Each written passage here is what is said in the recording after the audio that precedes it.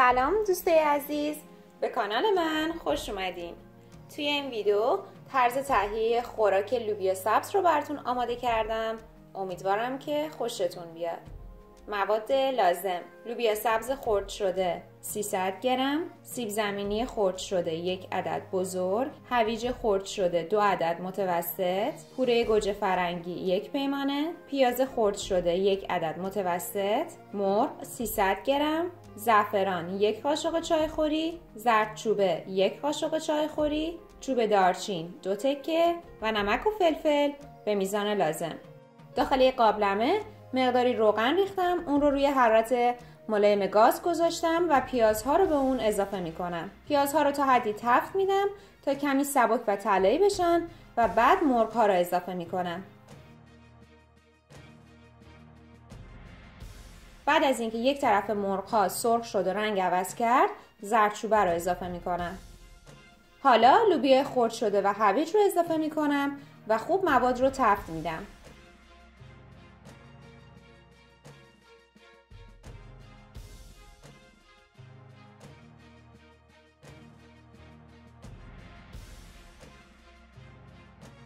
کمی آب لیمو اضافه می کنم، فلفل سیاه و سپس پوره گوجه فرنگی.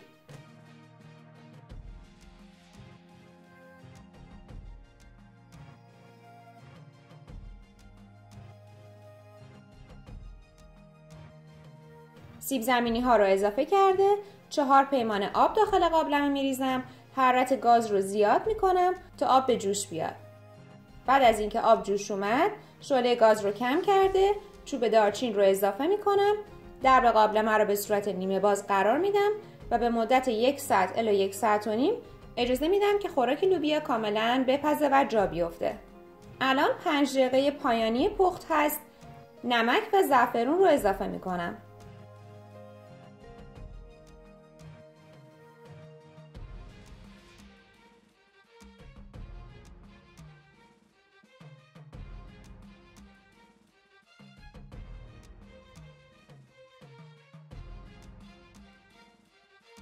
خب همونطور که ملاحظه میکنید خوراک لوبیا آماده سرو.